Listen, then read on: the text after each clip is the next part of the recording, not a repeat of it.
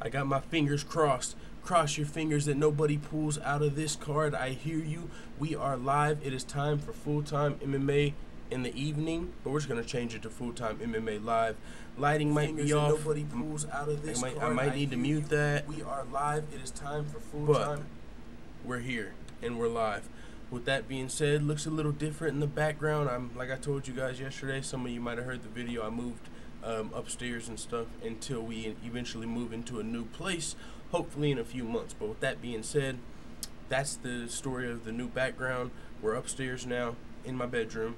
So let's talk about MMA, man. It's time. We got a lot of stuff going on. We got Drake name dropping Max Holloway. I've dissected that line a little more now. Like, oh wait, he might be talking about Max. Like, I've dissected it just a little more. Like, I still don't know, but either way, man, we're gonna talk about that. A lot of other stuff as well. We got Daniel Cormier talking about, you know, fighters that used to be considered the greatest of all time, maybe not anymore. Anderson Silva, John Jones. We got a lot of stuff to talk about today. And then after we talk about some UFC news, we're going to get into a little Bellator news. And then we are going to get into just a little MMA news that doesn't really involve other one for a quick topic. And then at the end, to top it all off, we'll look at the spectacle that is, the masterpiece that is UFC 226, and just marvel at that for a little bit before we get out of here on today's show. Maybe about an hour and a half. We'll see how long we end up, you know what I'm saying, talking about these things. So what's going on, full-time family? I see we got Ivan Hernandez, All-Pro Limington, Anderson, the Spider, Silva, Unemployed Mario Yamasaki, and Schlump in the group chat. What's going on, full-time family? Anderson Silva said Drake's album was 4 out of 10 at best. So disappointed. He can do so much better. I've been hearing those reviews. I've only heard like 3 or 4 songs off the entire album. I know there was like 2 sides. I need to actually listen to the album, but honestly, it's kind of been hard to find some of the songs. I don't have Spotify or some shit. I have to download Spotify or something like that.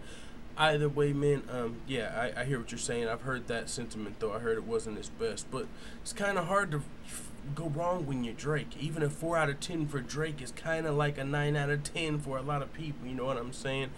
But speaking of Drake, that's a good way to just what did you guys think about Drake name dropping Max Holloway? Now, here's the line, actually. Yeah, that's Max Holloway retweeted. You know, Max Holloway's really been running with it, you know what I'm saying? And what Drake said was, they only bless when they attach to you. Now, check this out. And he, of course, he said, I talked to Max or something before that. Where's the actual line, man? I had the, let me see if I can pull it up right here. Yeah, there we go. Put that right there. So, as you can see, he says, Max said they only bless when they attach to you.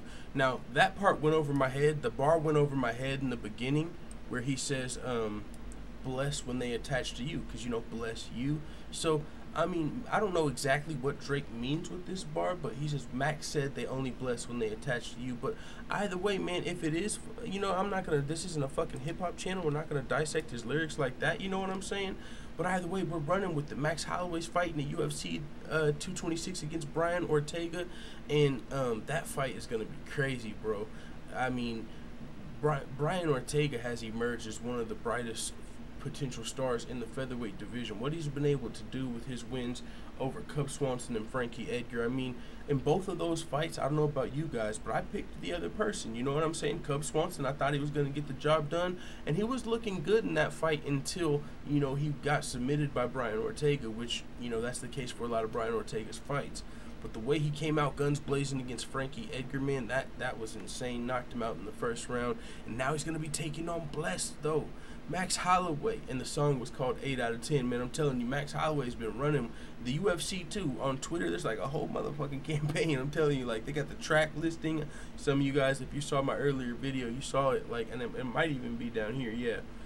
But 8 out of 10, actually 11 out of 12. Bless yourself. Hey, I ain't mad at it, man. And somebody did bring up Max Holloway be like FaceTiming Post Malone and stuff, you know, because Max Holloway gets down on the Fortnite, and I think he played with Post Malone, something like that. And I know everyone doesn't actually care about that topic, but speaking of Fortnite, Demetrius Johnson, Sean O'Malley, they actually came together and played on Twitch, and they actually got a W. Sean O'Malley, you know, he's actually pretty good at the game. So is Demetrius. He's a gamer himself, but somebody made a collab on YouTube. It's called like Welcome to the Mighty Sugar Show. Pretty dope video. But either way, that could have something to do with it. Drake plays Fortnite. Yo, what if Fortnite is connected? Everybody's like, man, it's a fucking video game. If y'all ain't up on Fortnite, you slap. I mean, come on, man. How do you not? Adults play Fortnite. Yeah, there's a lot of kids as well, but fucking Drake hopped on there. Stipe's talking about it.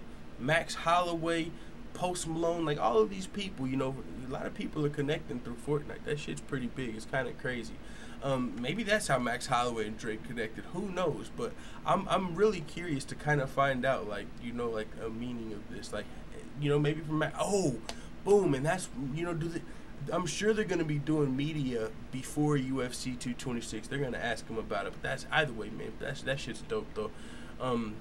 You know, the layout and like the picture that Max Holloway brought up right there and stuff like that. But either way, let's get into some actual MMA news. That's just kind of something cool, you know, Drake tied to the MMA world a little bit. I actually heard a song not too long ago, and they were like talking about SIlva, and I was like, yo, what the fuck? It kind of blew my mind, you know what I'm saying? So that's probably why that's such a big deal, especially considering it's Drake. But Drake's kind of holding the L right now, so, you know, we'll let that rest. But this is actually one of my something I'm more interested to talk about with you guys. What do you guys think of 1,600 on Ortega, did somebody say? Holy smokes. We're going to talk about this topic. All Pro Limited said I got 1,600 on Ortega. Good luck, brother. That's a lot of motherfucking money, dog. But yeah, good luck, man. That weird guy in the building. What's good, fam? Smash that like button. Now, let's talk about this, though. Daniel Cormier, you know, coming out. John Jones has been coming out on social media a little bit. They've had their back and forth. Daniel Cormier got fed up, finally said, hey, man, you're a drug cheat. You know what I'm saying? And because John Jones brought his wife into it. So he got fed up, and he actually called John Jones a drug cheat. For the first time, I can remember DC saying that. And there's a lot of people that have said that about John Jones, and DC hasn't been one of them. And you might think he'd be the first one, considering he lost to John Jones twice. It's his only losses, and he failed his drug test. You might think he would have used that excuse a long time ago after the loss. Like, what the fuck? This guy cheated to beat me. He didn't really win, but no, he said, you know what? I don't feel like the champion until I come back and get some W's. I'm not going to say that belt's mine, even though he did fail a drug test. It's like, okay, fucking respect. But now John Jones crossed the line, and now John Jones, he's like, hey, now that we think about it, you know, we're talking about this greatest of all time conversation, and DC's name's probably not brought enough in that conversation. He's saying fighters who cheat should be eliminated from the greatest of all time. Now, if that were the case, who would your top 5 be? You know, who's your top 5 fighters that haven't failed a drug test? I know you got Demetrius Johnson up there, George St. Pierre, in my mind, Daniel Cormier. I mean, Stipe Miocic is working toward that for sure. You know, TJ Dillish, Dominic Cruz, I mean, there's a lot of fighters in my mind. Who do you guys got? Who would your top 5 be, and what do you think about this? This is what Daniel Cormier had to say. At any time a guy does performance-enhancing, or he says, anytime a guy does performance-enhancing drugs, and on multiple occasions, they eliminate themselves. So, for as great as SIlva was, he tested positive, I think, 2 times. John Jones has tested positive 2 or 3 times. Those guys eliminate themselves. And Silva's a guy, man, that he was like in my mind as a casual fan back in the day, I wasn't thinking about weight classes. I wasn't thinking about nothing except for that's the GOAT. You know, whenever I saw Silva fight and the flashiness and all of that, but I wasn't as, you know, hardcore of a fan back then. But now, since then, he's failed 2 drug tests, and, you know, it is the USADA era. A lot of fighters are failing drug tests. Some get cleared, but if you fail multiple drug tests and you were considered to be one of the greatest of all time, I think Daniel Cormier has a point. But when you ask a lot of people, who's the greatest fighter of all time, who's coming up a lot of the time?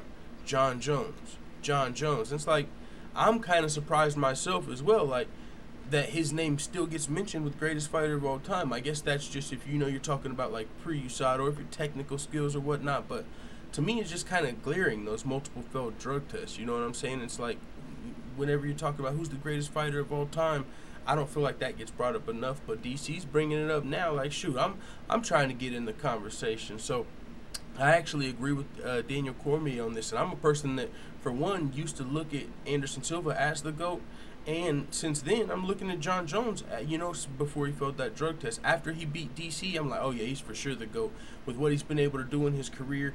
Even before USADA, to be fair, you could say it was a level playing field in a lot of those fights. Now, not all of those fights, but a lot of those guys John Jones was fighting before USADA, if he was on something, a lot of them were too, in those championship fights.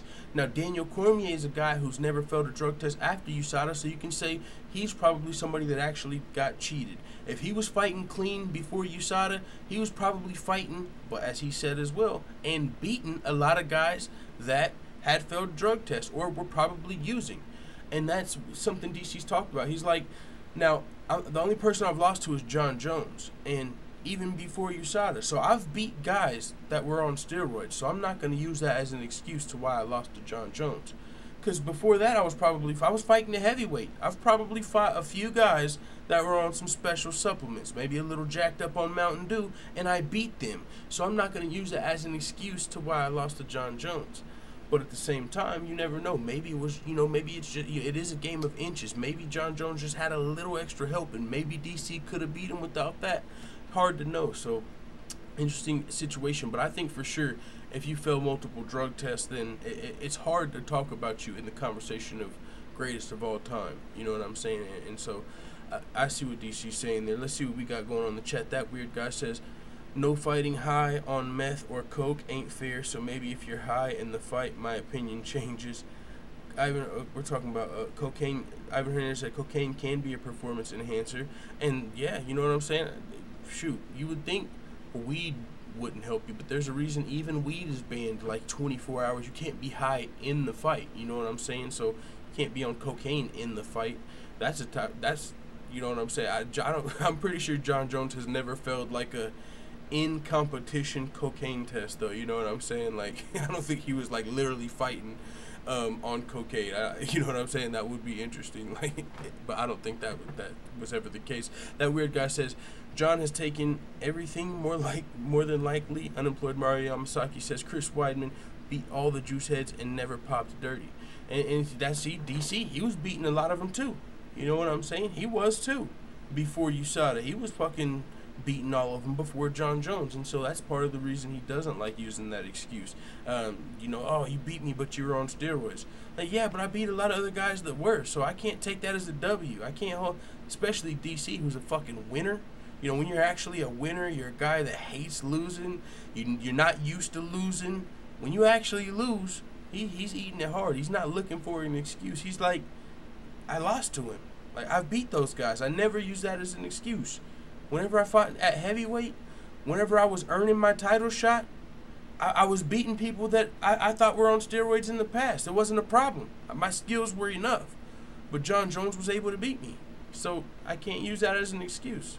But I can. As a fan, fuck that. I think it was just that much, shoot. No, but I still, if DC, this is going to be a great fight between DC and Stipe.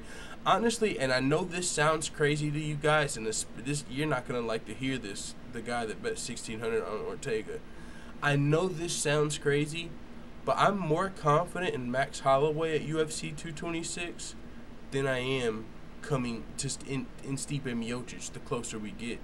Because it's just hard for me to pick against DC. Now, we did see him lose to John Jones, but it's really hard. You know what I'm saying? Like, he's got the wrestling credentials, undefeated at heavyweight, and I don't know, man. I just it's kind of hard for I don't know what it is about that fight, but I'm just not super confident. And I don't know. It's close on both of them for me. It's going to be a great night of fights, and that's just the title fights that I'm having, in my mind. Like, I'm trying to do MMA math. I'm trying to think about the fights. I'm trying to think about everything, and those fights are just, I can't wait to see both of them, how they play out, because I really don't know. But just leading up to that, the day before, we got the Ultimate Fighter the day before, Israel Adesanya versus Brad Tavares, a whole night of fights. This is about to be a crazy weekend this coming up week, family. This is going to be crazy. Can't wait. But we can't spend too much time on these topics. Let's continue. Let's talk about Conor McGregor. This is just something that's not making a lot of headlines. I've seen it in one place. But either way, it's interesting. Conor McGregor's assault arrest forced him to miss his deposition in his can-throwing suit. Now, with that being said, this is actually coming in, and if you don't get what that's coming from with the title, what they're saying is whenever Conor McGregor, or what the complaint is saying, the guy that was suing Conor McGregor for getting hit with the monster can in the shoulder or something, I'll read the details in a second. But he's saying, you know, Conor McGregor was supposed to appear in court this day, but the day before he was throwing a dolly through a window. You know what I'm saying? Like, he was supposed to be in court the day after he threw the dolly through the window. So dude's now he's speaking out again. This is what happened. The guy's name is William Pegg, it looks like. It says Pegg claimed in his lawsuit the can hit him in the back near his left shoulder. He claimed he incurred medical expenses from his injury for just under $5,000. He sued asking for at least $95,000 in damages. On June 27th, went back to court demanding McGregor be ordered for a sit-in deposition case. It says Pegg says McGregor's deposition was scheduled for April 6th, but McGregor did not appear for his deposition. Instead, on the night of April 5th, he was throwing metal barriers and other objects at UFC 223, which he was not scheduled to appear. So, looks like, you know, he expected Conor to be there on April 6th, you know, try and get, he's clearly just trying to get paid. He's a guy, I don't even know if this dude got hit with the monster can, but this is what happens when you're a big name, a big star, and you start throwing fucking monster cans in the crowds of people. You don't know who it might hit, but I know if I'm in that crowd, or if someone's in that crowd and it does hit them, they could sue, or they could try and get some sort of money. Or there could be some people that are just like, hey, that, you know, who knows?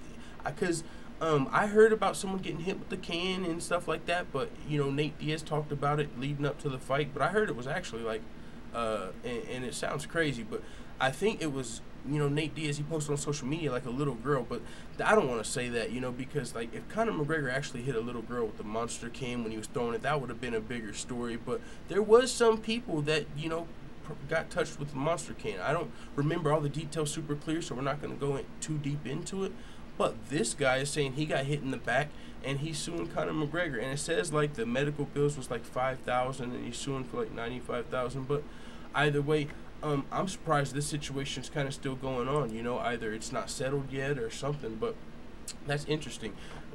Just something that to keep note of, because this is the thing about Conor McGregor, right? And I've been thinking about this lately. If you're not punished for your actions, like when you do something serious, there's not really a reason for you. You know, usually if people aren't punished, if you just get slapped on the wrist, you kind of keep acting out. It's not until you actually, like, get a reality check, you stop doing this crazy shit. So even with this Dolly situation, you know what I'm saying? I'm one of the people in the beginning that was like, you know, it could have been worse, you know, and thankfully Michael Chiesa was good. He was rebooked for a fight sooner rather than later. Ray Borg, his eye, he was rebooked sooner rather than later. And thankfully Rose Namajunas wasn't actually touched in the melee. She was just kind of shaken up. But it could have been a lot worse. And so a lot of people actually treated it that way. Dana White, I believe he said it was like the most despicable thing he's seen in like the history of the UFC or something crazy like that. You know, he got arrested, but it seems like to me Conor's kind of getting a slap on the wrist here, because even though he got arrested, he was right out, and it seems like like as is the case a lot of the times, if you got money, you might get a fine, do a little community service. But if you go back to the bottle throwing situation, or the dolly throwing, or not the monster can, shoot, Conor's just chucking shit out here, bro. Monster cans, dollies, fuck.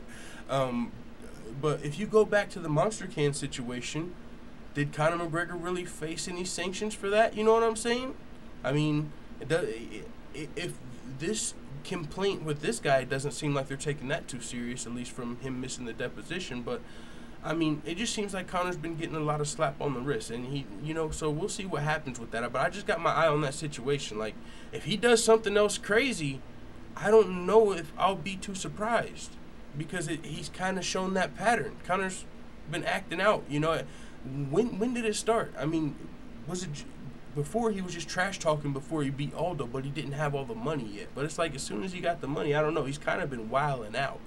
And I don't know what it's going to take for him to kind of reverse that action. Even if he fights Khabib, what happens after that? I mean, yeah, even if he fights Khabib because everything gets settled, who knows what the heck, to expect from Conor McGregor. You know what I'm saying? Is he going to come out? I don't know.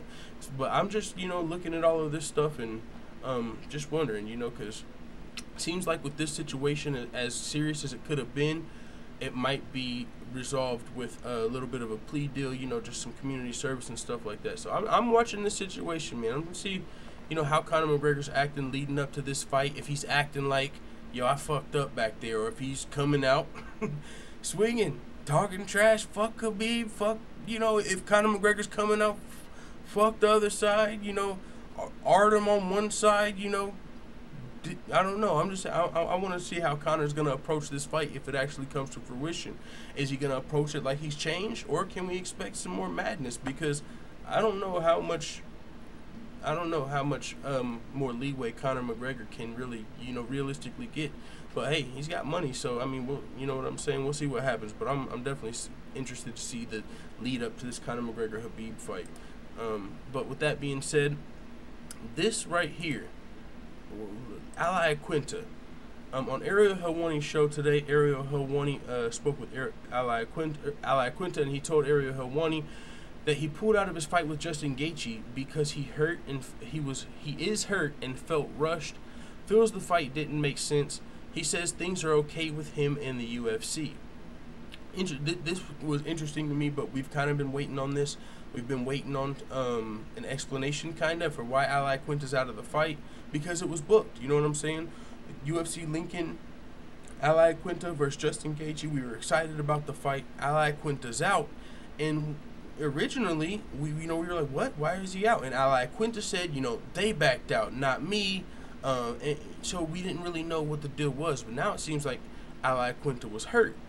And Ally Quinta, man, in my mind, he's lucky. He's lucky he's close with Matt Serra, and Matt Serra's so close with Dana White. That relationship to me is saving Ally Quinta. He's literally being saved by the bell in this situation, because there's not a lot of fighters that get the leeway Ally Quinta gets, bro. And if he's hurt, yeah, I would see the UFC understanding that. But that's why I pulled up this article, because if you're hurt, that's why you're out of the fight. If you get injured, that's why you're out of the fight. How can you say it's then? No, they backed out of the fight, not me. Why wouldn't you just tell this fan, I was injured? When this fan's calling you out the day that we all hear the fight's canceled, you can't call a guy a bitch when you back out, man. Come on. And he responded and said they all backed out, not me. And it's like, now he's saying he's hurt. So did they back out? Are you injured? I mean, you know what I'm saying? Who knows what's going on there?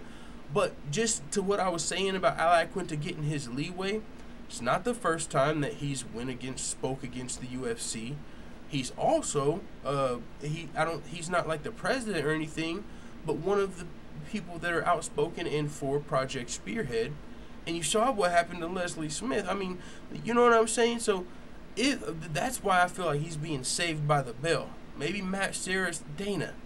I know he's being a pain in your ass, bro, but please, please, please, for me, don't cut the kid, man. I don't know, because being associated with Project Spearhead, pulling out of a fight, and now he's saying he's hurt and he felt rushed, but I don't know about feeling rushed. When do you hear fighters say, no, I'm pulling out of the fight, I kind of felt rushed, you know what I'm saying? Like, that's not really a good excuse for backing out of a fight that was kind of already agreed on. And if you take it all the way back to the beginning, Ally Quinta is a big reason we started talking about this fight on this podcast when he initially called out Justin Gaethje. Justin Gaethje said that, like, I don't know if he's just trying to sound cool on his podcast or whatnot, but sign the contract. If you want to fight me, if you want to say that on your podcast, sign the contract. Now we actually get to the point where the contracts are signed, and if you think about it, Justin Gaethje's a fucking wrecking ball, And I don't know who's really excited to fight Justin Gaethje. So you call out Justin Gaethje, you get the fight, and now you feel rushed and you're hurt. But they backed out. So I don't know what's going on here with Al Iaquinta, but it seems like him and the UFC are still good. And I'm going to assume it's because, and, you know, it's not good to assume, but he definitely gets saved by the bell. I don't know what the relationship is. I'm guessing, you know, he is close with Matt Serra, who's like one of Dana White's best friends. But maybe that's it. But yeah, man, I don't think a lot of people would get the same slack as Al Iaquinta. And he does have the real estate job to fall back on, but you would think at some point, if you're the UFC, all right, man, you've caused enough headaches. Just go do real estate, you know? We'll just keep you under contract. Just go do real estate. You know what I'm saying? Like, a lot of people get cut or whatever. The UFC lets the contract expire. Like, is Al Iaquinta, maybe he's that big of a draw or that important to the New York market? But shoot, Yair, you would think kind of the same thing about the Mexican market, and he was almost out of there. Dana White almost didn't give a fuck if he went to Bellator, and we all was like, oh, what? Are you crazy? He'll go right to Bellator. Are you crazy? And they're like, yeah, we really don't care at this point. We ain't playing that shit no more. But you know what I'm saying? So Al Iaquinta, you know what I'm saying? He's, in my opinion, he's getting a little slack in this situation. But he's saying that he's injured, and the fight didn't make sense. And you know how that goes when a guy says he's injured. You can never question it. So, I mean, Al Iaquinta's injured for now. But moving on to the next topic, Curtis Blaydes states his case for a title shot, sounds off on Greg Hardy and Brock Lesnar. Curtis Blaydes, man, one of my favorite heavyweights, and it's kind of because I like gravitate toward the underdog, or you know what I'm saying, like in that situation. And I feel like Curtis Blaydes is a guy that's like that. Like, he's really slept on, and I think he's very skilled, tremendous future as far as the UFC is concerned. But now he's talking about Greg Hardy and Brock Lesnar, and he's got an opinion, and he's entitled to his opinion. You know, you don't have to agree with it.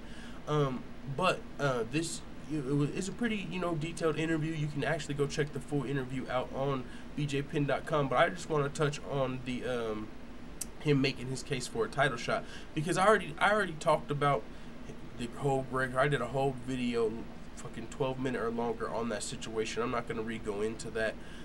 Just quick, you know, I'm willing to give someone a second chance. I don't just paint someone as you made a mistake, you're forever gonna be that person. I don't, you know, maybe that is the case for some people, but I don't think every person is the same. You know what I'm saying?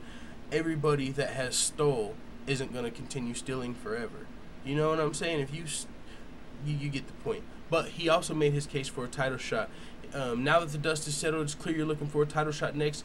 When would you like to get that opportunity against the winner of Miocic versus Cormier? This is what he had to say. I know usually after title fights, the champions usually get a break. I have no problem with that. I was hoping I can get on the New Year's card in Vegas. That's always a big card, and I don't think there's anything better than a heavyweight title fight pegged as the headliner for a big event like that. That would be dope, not gonna lie.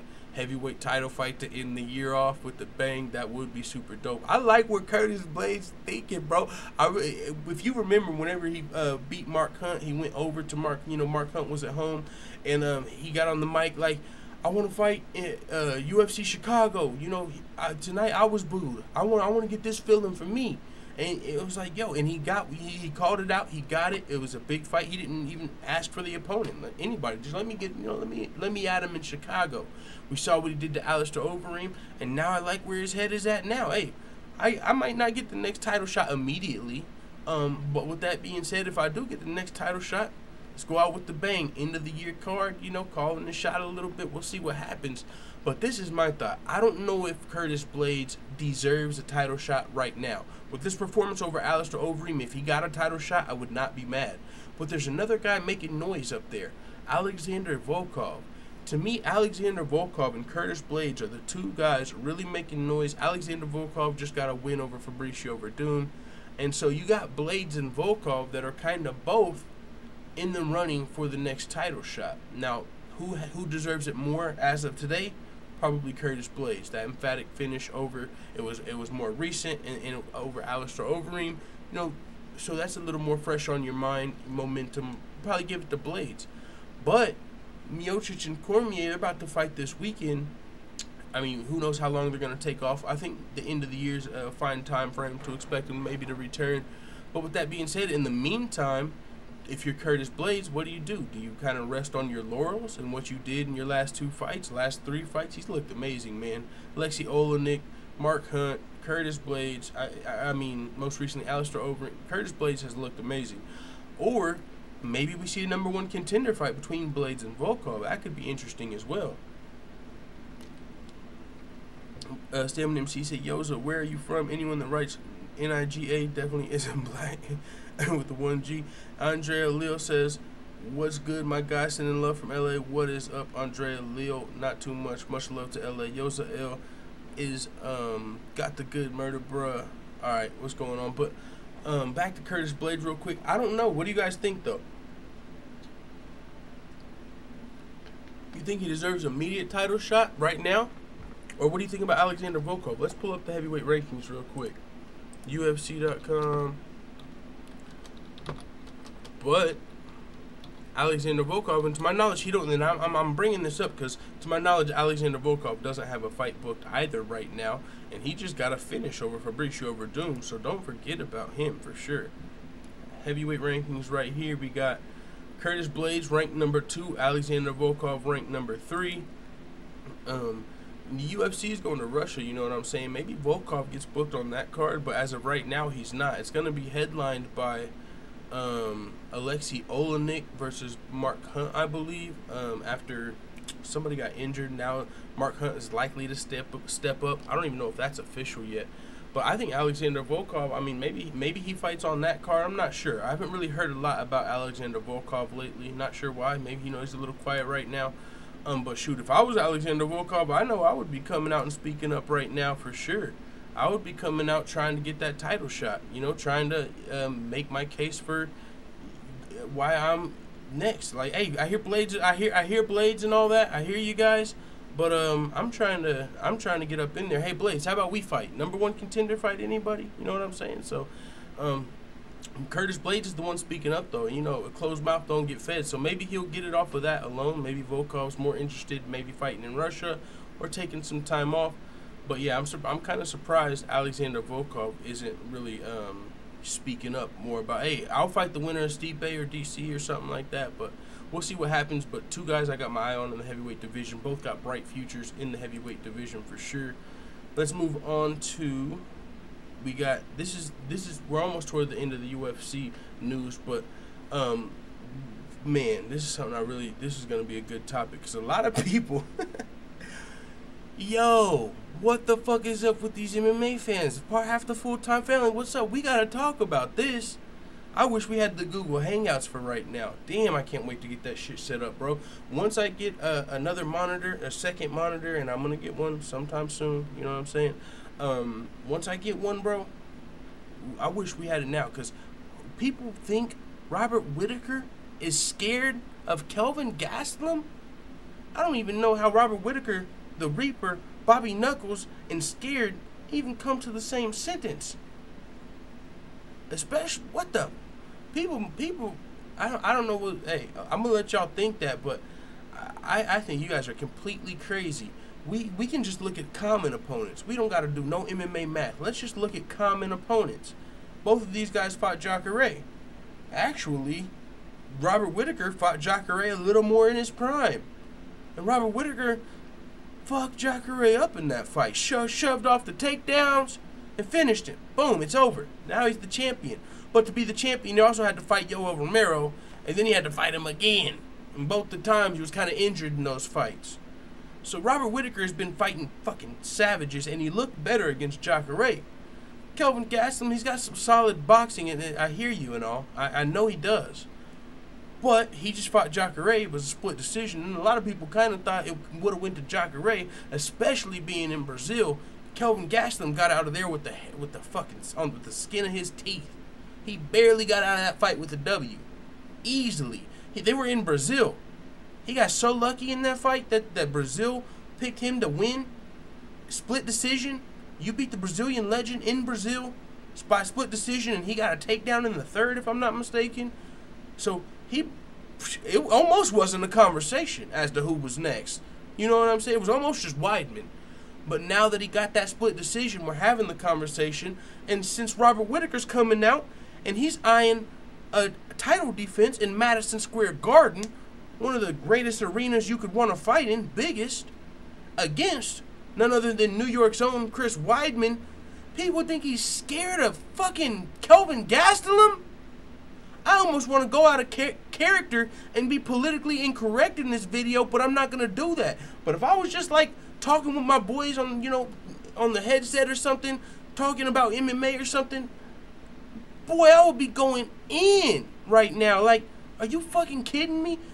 Kelvin Gastelum, and I'll just say it the politically correct way, has been fighting older. He's been fighting legends of the middleweight division, but they are a little past their prime, to be fair. You know, he's been on a legends ass-kicking tour, not a top 5 killer ass-kicking tour that Robert Whittaker went on to become the champion. He's been beaten, he beat, I believe, Tim Kennedy, Vitor Belfort, Michael Bisping. You kind of see the, you know, the sentiment there. They're all toward the end of their careers. Has he fought Lyoto Machida yet? That might be one of the only guys that's over 35, aside from Yoel Romero, that he hasn't beat. And so, and not to mention, he lost to Weidman. That's a big fucking X factor as well. And I can give you so many reasons Whittaker's not scared of Gastelum. Who's the bigger name? Weidman. What's the bigger stage? Madison Square Garden. Why wouldn't you want to fight Weidman in Madison Square Garden? You know what I'm saying? You just want to fight Gastelum in Vegas just for fun? Or how about, I want to go to Madison Square Garden, and if I'm going to be there, who would I rather fight than none other than New York's own Chris Weidman? And not to mention, Chris Weidman already beat you, so if I fight Gastelum, then people tell me I ducked Weidman for sure. And then if I fight Gastelum and beat him, I still got to go through Weidman, and that's fine. I'll still go through you if you're still waiting. But if I beat Weidman, for one, he's a former champion. It's a bigger legacy fight. I can say I've beat a former champion, a former middleweight champion. I mean, come on here. To me, it's a fucking gimme as to who you would rather fight. And to me, Chris Weidman's the tougher fight. I'm sorry for you guys. As a middleweight, I feel like Weidman's the tougher fight, honestly. Weidman, his wrestling, I mean, what is scarier? Someone's boxing or somebody's wrestling? In MMA, I think it's proven you would rather face a strong boxer than a strong wrestler. And so that to me, like, was kind of crazy. The amount of people that came out and said Whittaker was scared of Gastelum, I think some motherfuckers got it twisted out here. But hey, man, it is what it is. You know what I'm saying? With that being said, Kelvin Gastelum's coming out and feeling the same way. You know, he said he feels Robert Whittaker's avoiding a fight with him. And that's really why I brought this back up. And I'm going to do a separate video on this later on. But, yeah, Kelvin Gastelum's coming out and he's saying it. Yeah, I feel like Whittaker's avoiding a fight with me. And for all the reasons I just gave you, I don't. You know, so I just disagree. Maybe he feels that way. And maybe he's just saying that, you know, to talk a little trash because he's a little salty. In my mind, maybe he's just a little salty. Like, and also, in the meantime, in between time, look at this. Check this out. Another thing Kelvin Gastelum could do, in my mind. If Whittaker's going to be out until November because he's injured, Madison Square Garden happens in November, you know what you could do to make a better case for yourself in the meantime? Because if Weidman's arguably going to be out, if it's looking like they're going that route right now, what I would do, try and get a fight ASAP. I need a fight this month if possible, or however quick I can to get a camp. Maybe next month. Give me a fight next month. Give me enough time to get a camp. And if I can get a W and come out unscathed, then I cannot be denied. If I beat 3 people since I beat Weidman, and I beat somebody 2 months ago, give me that fucking title shot. You got to go out there and take that title shot. Don't leave it up to question. Who would you rather fight, me or Weidman? Me or Weidman? Well, if it's going to be, if I'm coming back around Madison Square Garden, hell, why not Weidman? He is the former champion. You know, he is somebody that you haven't beat. You know, to be fair, if I beat you, I still got to go through Weidman. So I just don't, I don't think Whittaker is ducking no fades. He's not ducking his taco at all from Kelvin Gastelum. I think if Chris Weidman wasn't available, Kelvin Gastelum would gladly take Whittaker would gladly take the Gastelum fight. But you know what? It is what it is. Some people feel other ways, but we'll see what happens. I'll tell you this. In my opinion, Weidman versus Whittaker just has a ring to it, don't it? Or Whittaker versus Weidman. Don't they just have a ring to it? UFC 232. Whitaker versus Weidman. That shit sounds like a name brand, Whitaker and Weidman, don't it? I'm just saying that just already sounds like I need that shirt. UFC 232, Whitaker versus Weidman. I don't even know if that's where it's going down, but I want that shirt. It's got a ring to it. You know what I'm saying? Like Whitaker versus Gastelum, not the same thing. So we'll continue though, moving off of the Australian middleweight champion and Kelvin Gastelum, but to a more serious topic and continuing with the Australian Megan Anderson. She's talking about her fight against depression and after moving from Australia to KC. Now, I'm not going to go too deep on this topic at all because actually I kind of get it, you know, and just this might go off topic for somebody here, but with the passing of XXX Tentacion recently, it kind of came up. He was a guy that, you know, dealt with a lot of depression and stuff like that, and so I don't keep up with him, but I kind of get that because and I don't talk about this on the channel, but I don't know the word, not sympathize, but I share it. You know what I'm saying? And I don't just come out, oh, I'm depressed. But growing up, you know, that's what it is. So I kind of, whenever I see topics like this, I'm interested because I see where they're coming from and stuff like that. You know, I did a little psychology as well, you know, kind of for my own sake when I went to school for a little bit. But either way, this is a subject that she brought up. And what she's talking about is her move from Australia to Kansas City, you know. And also Kansas City, hey, motherfucking Chiefs, let's go. But this is what Megan Anderson's talking about, and you know, I just felt like I should bring light to it because I think that's a good thing to do, and a good video to check out on this actually is Coach Shelton Harrison. He did a video on this that I listened to, a great video. But this is what she was saying, Megan Anderson. You know, just to talk about her specific case. I'm not going to do a whole topic on depression because anybody with depression actually knows that's something you don't talk about. Usually when you're depressed, you just push that shit away, you know, compartmentalize it and fucking avoid everything. And so that's why I'm just sticking with the details. I'm not actually talking about depression because in this, I don't know where the fuck this video would go. So with that being said, this is what Megan Anderson was talking about with her experience. Back in 2010, I was hospitalized for attempted suicide. It's something that I have dealt with and live with. It hits very close to home when I hear other people doing what I did. She says, getting into training and having a purpose was really what helped me. Having a reason to get out of bed is what made me better. She says, it's cool to finally see it come to fruition. She's talking about her career. I wish this was just in line with what she was saying, but that is something that helps with depression, of course. You know, exercise, having a purpose, doing something now. Now Megan Anderson, she's with the UFC, and, you know, they're actually building a featherweight division as well. And so that is something that anyone that does deal with depression, anyone that's, you know, kind of dealt with it or deals with it still daily or whatever, that is something, you know, that definitely helps. Having a purpose, knowing your why.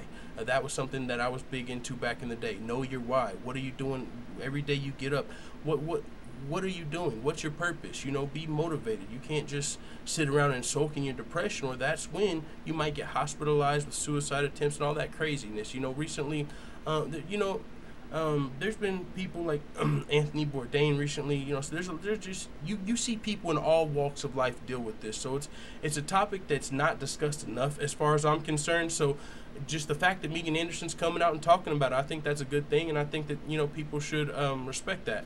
And with that being said, we'll move on to the next topic. You know, I kind of just wanted to focus on her situation and not talk about depression. You know what I'm saying? But with yeah, I don't even know where to go from here. But actually, I do. We're gonna get into the next topic, but I don't know how to close that situation out. But I'm glad Megan Anderson is dealing with that situation well, and she's able to come out of that, and she's able to pinpoint what's going on and really have a focus. Now that she's in the UFC, also her life's going better than ever. Her last fight didn't go great, but the fact that she's opening up about this, and this is something Coach said, and this is something I think she's gonna look a lot better in her next.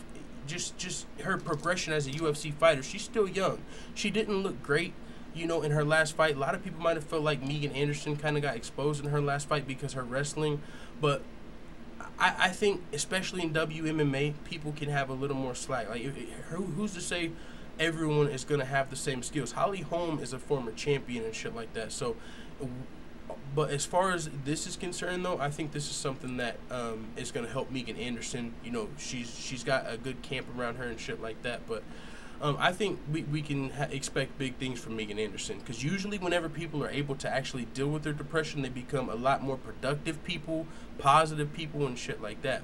But if it's something that you still deal with and you keep it on the inside, it could show in your work, in your daily life. You know, you walk around toxic, depressed, and shit like that. But when you're able to talk about it and find people to talk about it with and shit to do, something to be focused on, that makes you a better person in everything you do. So I think that's going to show in Megan Anderson coming up in her future fights and shit like that. So she's still in the UFC. A lot of the times when you see people, you know, make their UFC debut, especially in the featherweight division, I don't know if Yana Kunitskaya has been back.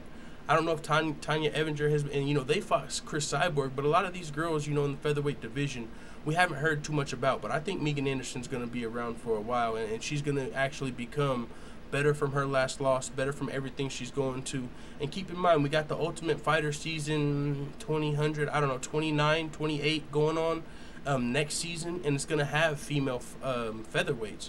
And so Megan Anderson's not on the show, but I'm going to be, you know, she's still a person I'm going to be interested to watch. I don't think she's going to be the champion in her next fight, but that's not expected. We just saw her fight with Holly Holm, but I do think she's somebody over the next few years could for sure earn her way back to a title shot.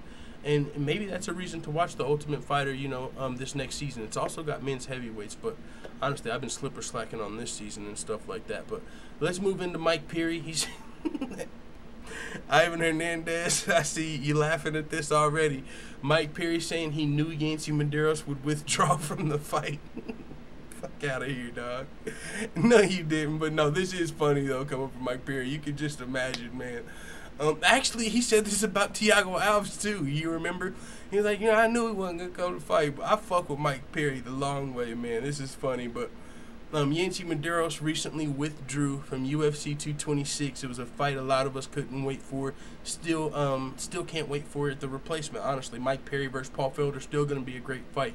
But Yancy Medeiros versus Paul Felder was slated for a while. Yancy Medeiros pulled out with an injury. Mike Perry staying on the card, but now he's talking about this. Now, Yancy Medeiros was injured, and that, you know, for one, you can't question someone's injury, but for two, it's not something you could predict, and I don't think a lot of people were looking at this fight heavily in Mike Perry's favor, right? It's not like Yancy Medeiros was slated to fight Khabib or the Valentina Shevchenko, you know, someone of that caliber, and you just being outclassed, like, oh, I don't want to deal with that. Or even Justin Gaethje, You know, it's not like you were like, man, I don't see myself being able to win this fight. I might need to find a way out. I didn't, you know, so I don't think this was Yancy Medeiros, like, ducking his taco from Mike Perry in that sense. But this is what Yancy Medeiros did have to say about pulling out of the fight. I apologize to all my supporters and Mike. Every fight I've taken, I've always had an injury I could work around or through. I'll always go out on my shield. Unfortunately, I can't even take my shield to war. I hate thinking I've let anyone down. I was looking forward to giving the world and my opponent the best of me. On the real, my bad, Mike. Hate to let you and all your fans down. This is the last thing I wanted. He continued, this is what Mike Perry had to say. He says, my manager texted me. I was like, fuck it. I knew it. I knew it was going to happen a long time ago when this camp started. Because first of all, Jackson MMA, we just beat Medeiros with Cowboy. And then I'm training with Jackson's, but maybe it really, really broke or whatever. Maybe he was sparring hard and somebody cracked it. Things happen, you know. I have injuries too. Hey, that's a good point. I wasn't even thinking about it. We'll talk about that in a second. But with that being said, he said, it never stops me from showing up. I do what I do when I get to fight, man, no matter who it is. Show up on fight night, step in the octagon, and perform. That's something interesting I didn't think about. Now, Cowboy did just beat Yancy Medeiros. That would have helped Mike Perry a lot in this fight for sure.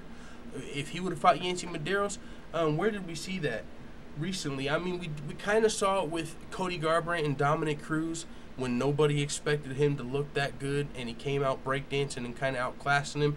And then when you kind of think back about it, and you even listen to Dominic Cruz himself speak about it, he's like, I fought like 13 rounds with Team Alpha Male guys, or, you know, some absurd amount of rounds with nothing but Team Alpha Male guys.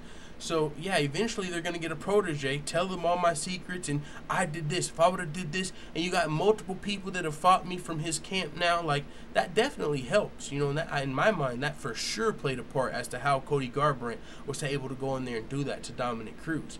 And so the fact that Cowboy Cerrone just fought Yancy Medeiros, and now Mike Perry's training with Cowboy Cerrone and others at Jackson Wink, that could have very well been a scary fight now for Yancy Medeiros, because Mike Perry is a knockout artist for sure.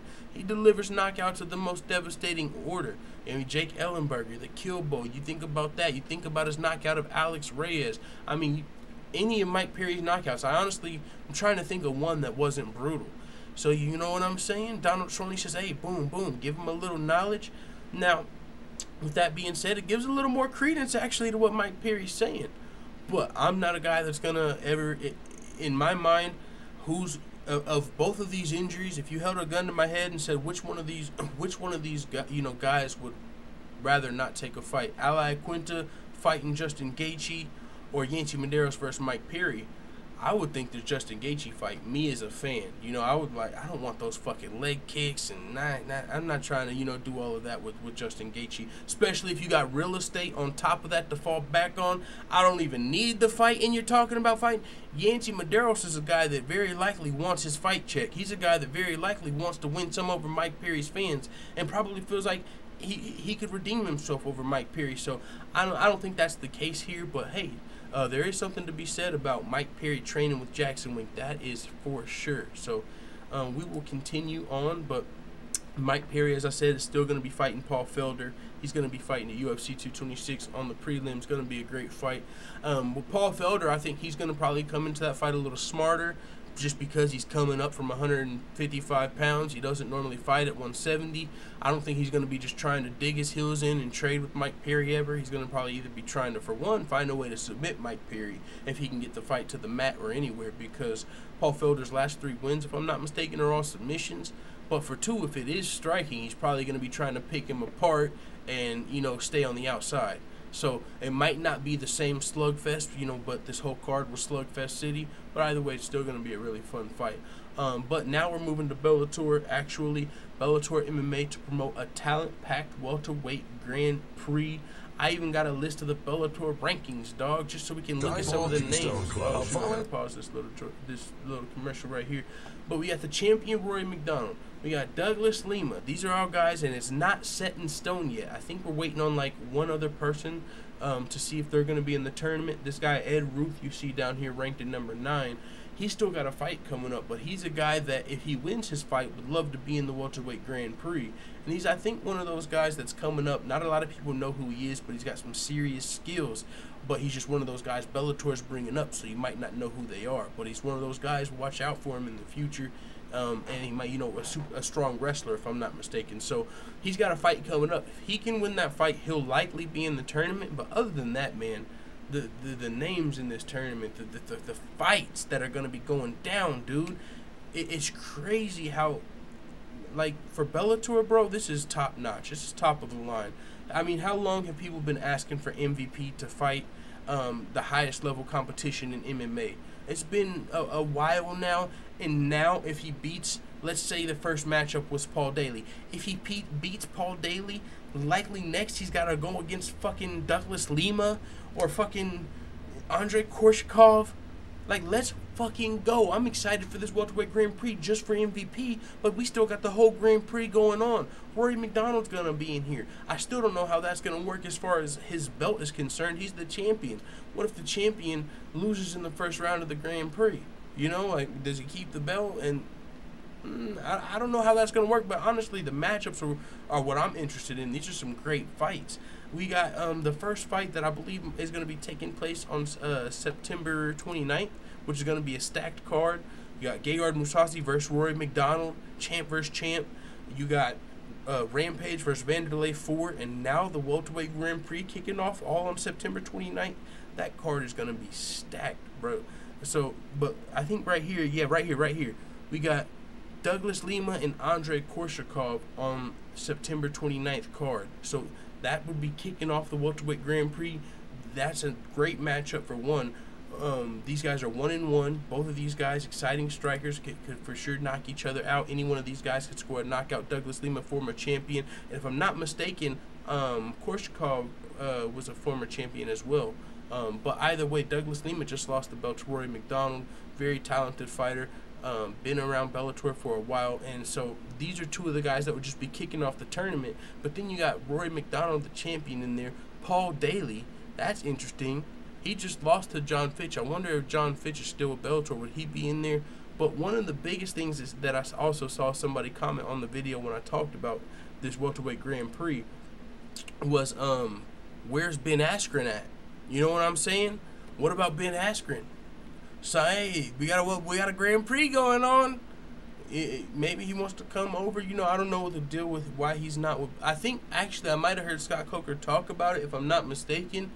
And if I'm wrong, I apologize. But you know, I've listened to some Scott Coker interviews recently, and he was talking about the welterweight Grand Prix and won. But one of the ones where he talked about Ben Askren like a month ago, when that topic was, you know, ooh, is Ben Askren gonna like sign Bellator possibly? I think he said like Ben Askren might be wanting like a one-fight deal. You know, like he doesn't want a longer contract. And so if that were the case, that'd be kind of hard to work out if you're in a Grand Prix. You know, we can't be renegotiating if you win one round in the tournament.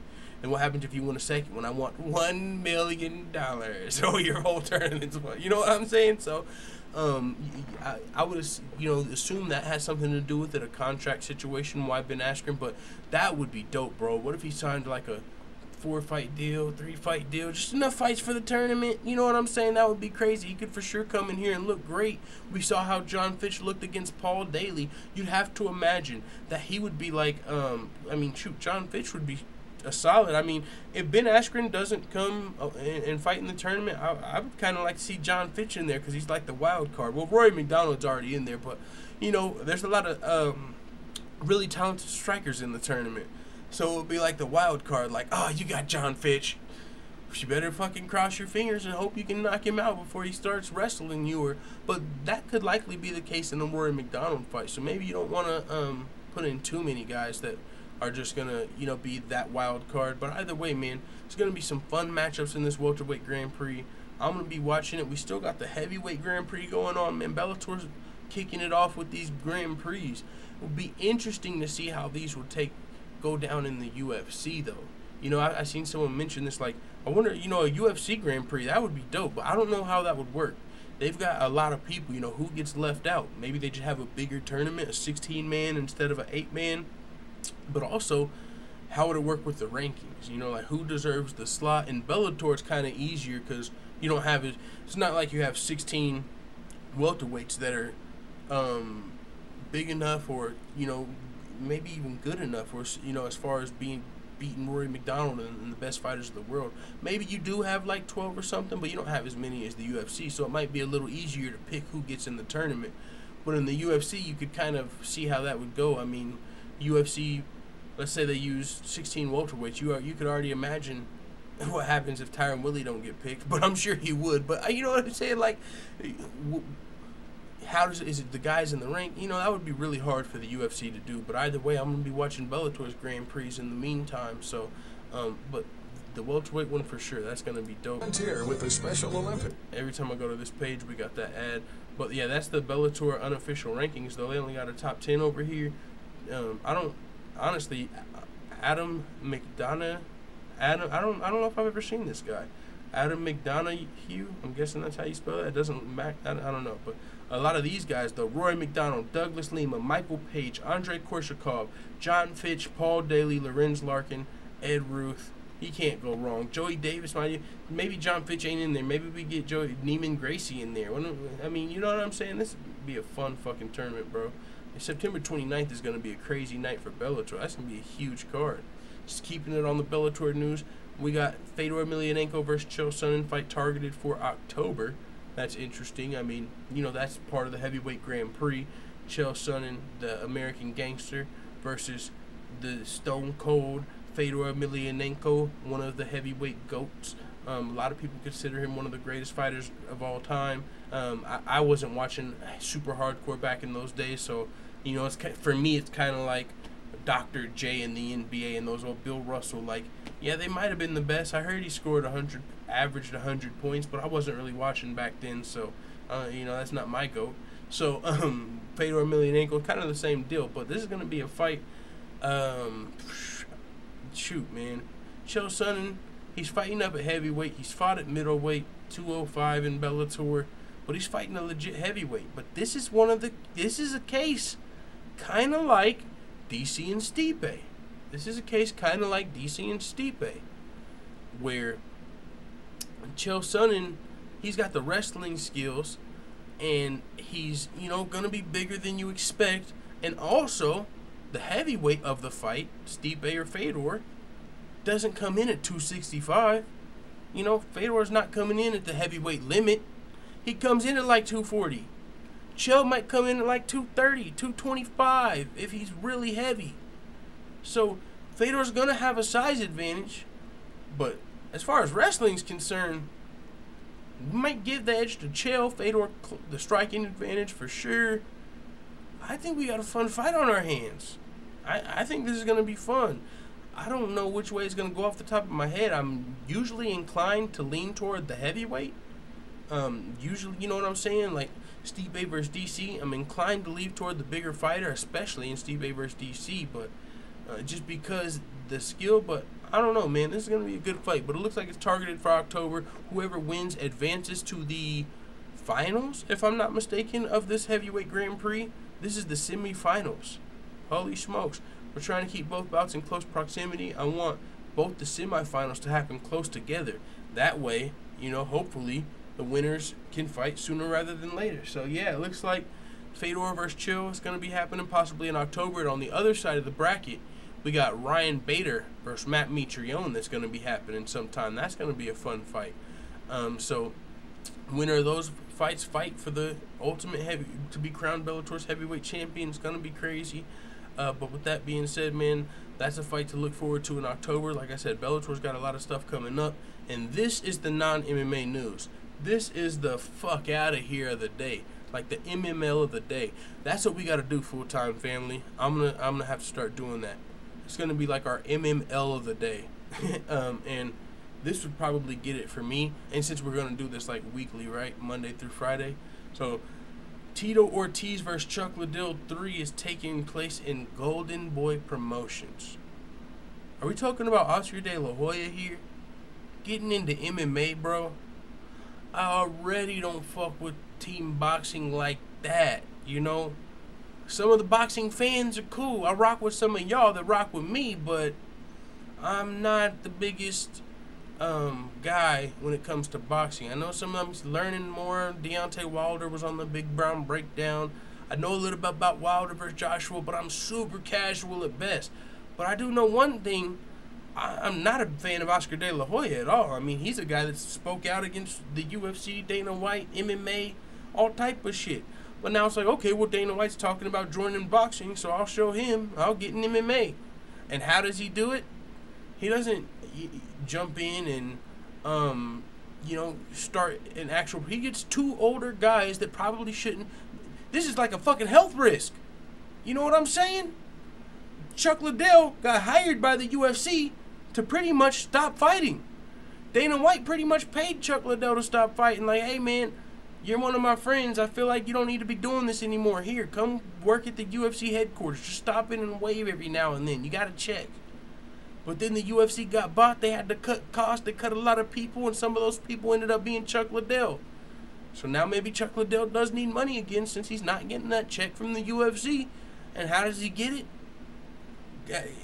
Goes behind Dana White's back, it seems. Dana White and Oscar are not the best of friends at all. They're like, alright, I can't get the check anymore? Fuck it, I'm signing up with Oscar. Mr. fucking Fishnets himself. I don't know what's going on. And then who do you get up for his opponent? Fucking Tito. Now, 5-10 years ago, I still didn't want to see... No, I'm just kidding. 10 years ago, I probably wanted to see this fight. 5 years ago, would have been pushing it. But... This is, I don't know, man. And it's Golden Boy Promotions, so what is it, a whole card of MMA? Are you going to mix some boxing and MMA? What the hell is going on here? I don't know, man. Are you guys interested in Chuck Liddell versus Tito Ortiz 3? I personally am not, because just to continue, Tito Ortiz and his, to what I heard, had like neck surgery, and he's you know what I'm saying? I don't think he's in fight shape to be politically correct. In his last fight versus Chael Sonnen, he won via submission, but Chael had him in a pretty bad position. He had that neck cranked, if I'm not mistaken. I mean, but he did ultimately win the fight, whatever the hell happened.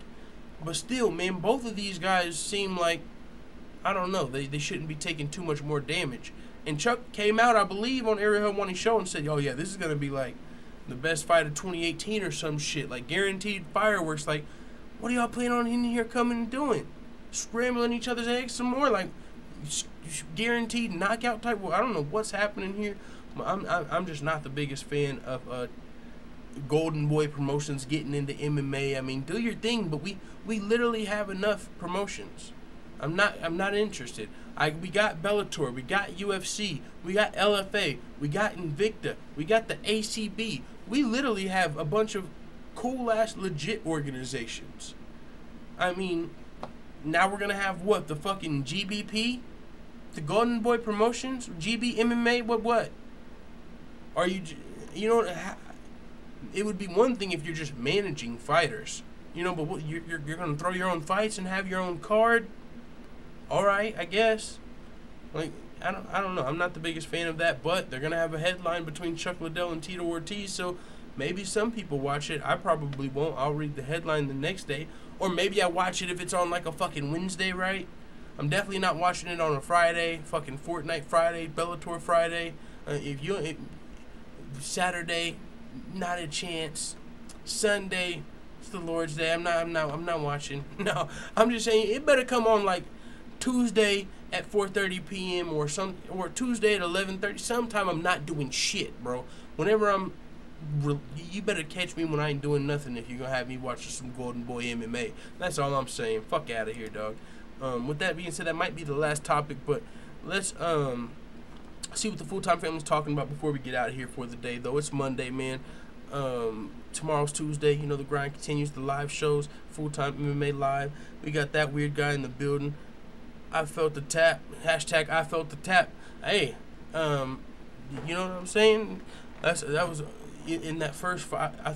That came from Overeem, but I thought you were saying for a second you were talking about Chael Sonnen and Tito Ortiz. Hashtag I saw the tap or something like that. But either way, yeah, man. Tito Ortiz versus Chuck Liddell. I don't know what's gonna happen. I would assume it's gonna be a stand-up fight. You know what I'm saying? And neither one of those guys are Chael Sonnen. They're not gonna be looking to take the other one down. So it kind of seems like to me like, you know, the two coolest like grandpas at the barbecue. You know, like some shit goes down, like you're at your in-laws or something, or it's a family reunion, right? You're at a family reunion, or maybe just your two uncles or something. You know, they're a little tipsy. You know, everyone's having a good time. You start hearing, motherfucker, you just hear no Trump, and then oh shit, Uncle Ronnie's talking politics. Somebody get him. Somebody get him. Don't let him start. And then you know what I'm saying? They get up. Your Uncle Ronnie's got the motherfucking mustache. That's Chuck. That's Uncle Chuck. And then you got Uncle Tito. No, fuck that, man. That's racist. Do you understand? Kids are in K. And then all hell breaks loose. Bust out the octagon, and we got Tito versus Chuck 3. Unemployed Mario Yamasaki says, I'll watch. Okay, I see you, unemployed Mario Yamasaki in the building. Give Oscar a chance. He has a bankroll to make big shit happen. Okay. Whenever I was a kid, like 5-6 years old, like my cousins, my Mexican cousins, their dad, big boxing fans and shit. So we'd be like 5, and he would like bet us on the fights. Like, who you guys got in this fight? Like, I'm going with Butterbean because I'm a fucking kid. And I'm like, you get the other guy. But that's one of the only names I knew. Oscar De La Hoya, Butterbean, Mike Tyson, and stuff like that. So I knew Oscar from back then, but I don't know much about Oscar the promoter. I know he's definitely doing pretty well for himself, Golden Boy Promotions, you know. So, yeah, if they got the bankroll, I mean, I hear you give him a chance, but I'm already trying to give PFL a chance. I'm already trying to start eventually giving Invicta a chance. God dang. And how does that work? And that's why I said it's one thing if he's just being a promoter, right? If you're just signing like TJ Dillashaw, you know, like a Ali Abdelaziz or something. If you're just being a manager type deal. But are you telling me like a whole promotion of fights like Golden Boy FC, GBFC. Like, they got a whole... Where are they going to get the talent? I mean, maybe they'll find somewhere. Maybe they'll focus on, like, the Mexican-based talent or something. Like, that'd be maybe something... That might be tight. That might be something, you know, maybe Golden Boy, you know, like, to develop more, you know, because the UFC was not too long ago. I don't really know what's happened in a while, but looking for bigger Mexican stars to push. You know, Yair Rodriguez and stuff was getting a push not too long ago and stuff like that. So I just don't see where the talent comes from. Shoot, PFL has already amazed me with what they were able to do. But they're kind of picking up the scraps for real. But they were able to get, like, some up-and-comers in Kayla Harrison. But I'm talking about, like, the Will Brookses, the Chris Wades. They've actually been able to get some fighters, some solid fighters over there. Who's coming up headlining this next PFL card? I got to find the date because I want to watch it. But they've actually got some names over there and some solid fighters over there. So my thoughts are, you got Bellator already trying to pick up everybody the UFC don't want. You got PFL trying to pick up everyone they don't want. And you already got everybody else. So who are, you know, maybe he just has like, oh, snaps. Maybe he becomes like what Bellator was before Bellator started really picking it up and getting Gegard and Rory, you know, where they literally just have like crazy fights like, oh, look, guys, Golden Boy Promotions. Fucking Dada 5000's back. And he's taking on fucking Butterbean. I don't, you know, maybe they start doing fights like that. Fucking Jake Paul versus Dada 5000. Golden Boy Promotions. You know, maybe they start off like that. And then eventually, they sneak up and be that C-League, you know, on Bellator. Maybe. I hear what you're saying. Give them a chance. But not super excited from the beginning. I'll tell you that much. Andrea Lil says, bro, he'll probably get all the talent from the UFC, the guys that are leaving for Bellator and shit like that. But, bro, I don't think he can keep, like, UFC is now owned by, like, WME. Bellator is owned by Viacom. That's big money, just from what I know from my fucking house. I don't know any of those guys or businesses. I'm fucking broke as fuck. But from everything I hear listening to MMA media and shit like that, and Scott Coker interviews, he says Viacom gave them the okay to aggressively go for these free agents. They're picking you. Bellator's got money now. You can clearly tell. Putting on these Grand Prix, getting these big names. Bellator's got some money. So anyone the UFC don't want, maybe Bellator don't want them, but a lot of them Bellator's going to pick up.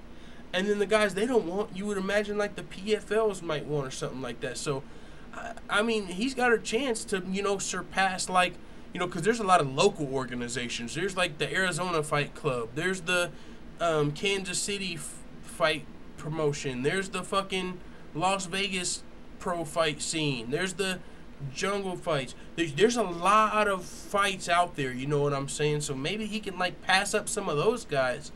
But I don't know how it'll probably be a while before, you know, really even thinks about competing with like a Bellator and a UFC. But hey, I mean, there's gonna be some people that probably are like, fuck it.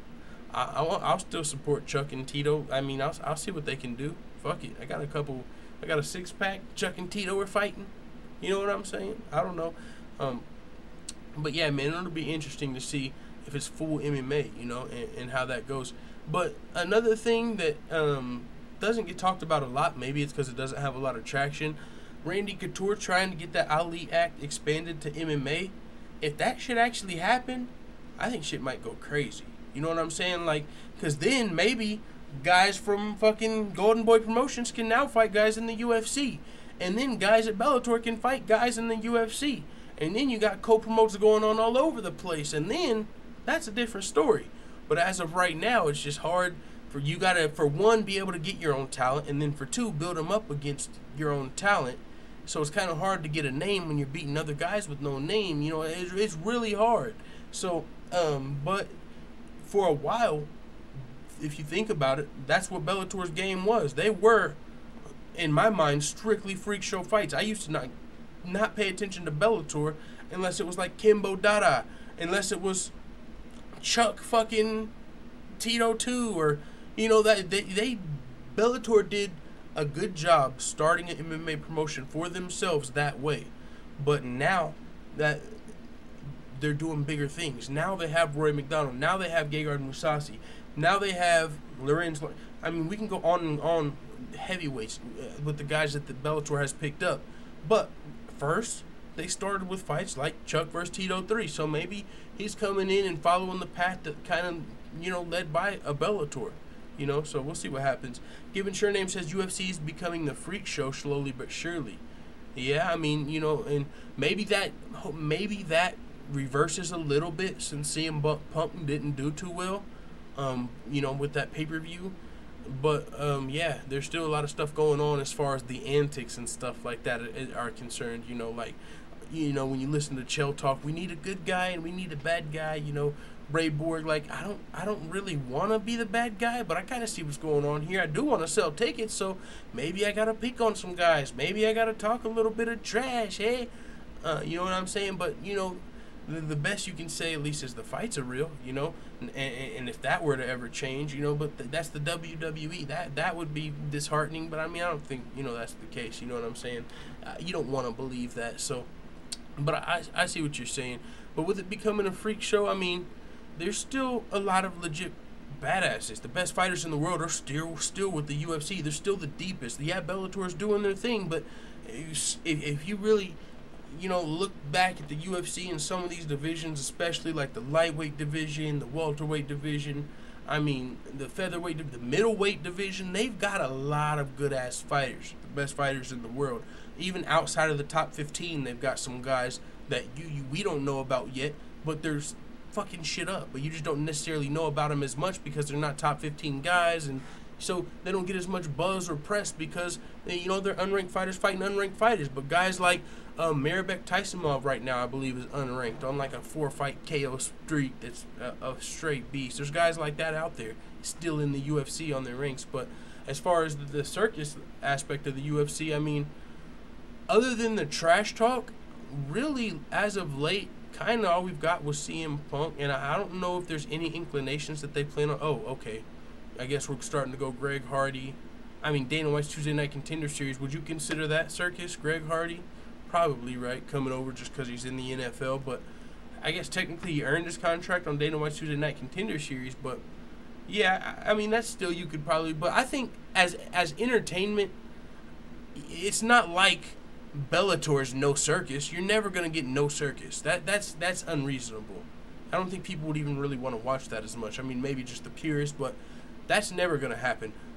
Even going back to UFC fucking 3 with Frank Shamrock, he was a hell of a trash talker.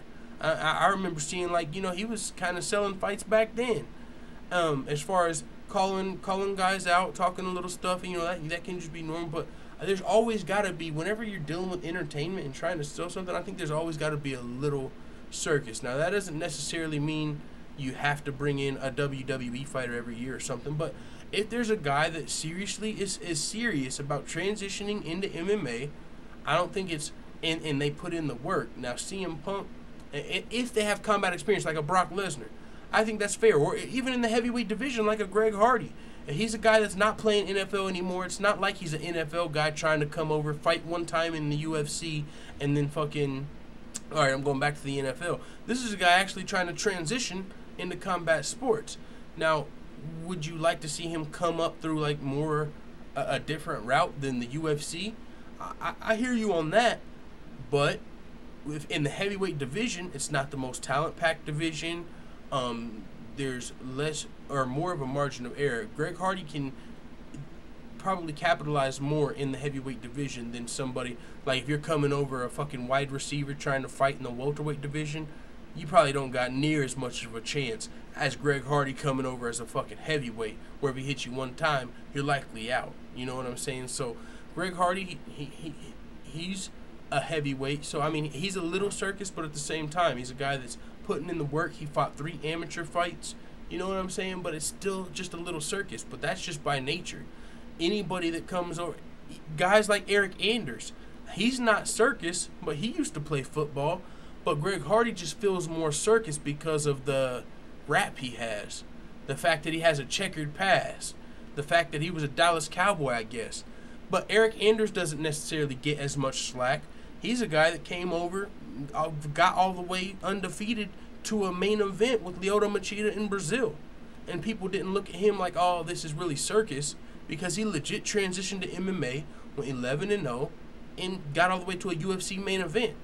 And he wasn't in the NFL, but he was the highest level in collegiate football.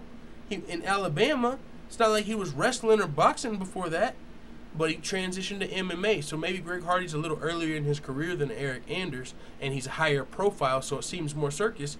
But he's also a heavyweight, to be fair, so he might not need as much experience. But UFC, you know what I'm saying? There's a little circus to it, but I mean, if you think about it as well, that's probably every organization.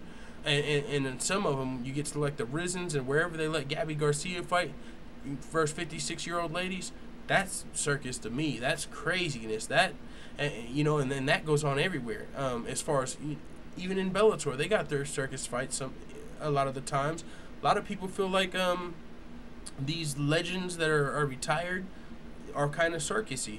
You know, Chael Sonnen versus Tito Ortiz. I mean, it's not necessarily circus because they're both actual fighters with legit histories, but some people might argue on it because it's not like it's got a big point. It's not like, oh, these guys are fighting to be like a champion. They're just kind of fighting, you know what I'm saying? So it's kind of just for show, just for entertainment. It's not like they're going for the gold with those fights.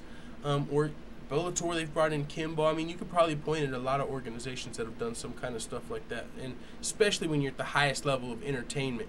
Maybe not like a LFA, right, or an Invicta. You don't really hear about them doing a lot of circus shit, but LFA seems more like a feeder organization. They're not, in my mind, they don't seem like they're really trying to build stars, like LFA stars, like, oh, like MVP, you know, like a Bellator's doing, like having bigger than big name stars. MVP, Rory McDonald, you know, these in the UFC, you know, all the stars there. But I see what you're saying, man. But I think you're just going to have to deal with a little bit of circusry. But in the UFC, I still think you're dealing with a lot of sport and a lot of competition. But at the highest levels, for sure. Yoza L said, confidence, bro, not shit talk, mental breaking them hoes down. Yoza L said, nigga gets butt hurt and raise that heart too much. Who's in jail, bro? Who y'all talking about? Oh, Jason Mayhem Miller. Y'all talking about Jason Mayhem Miller down here.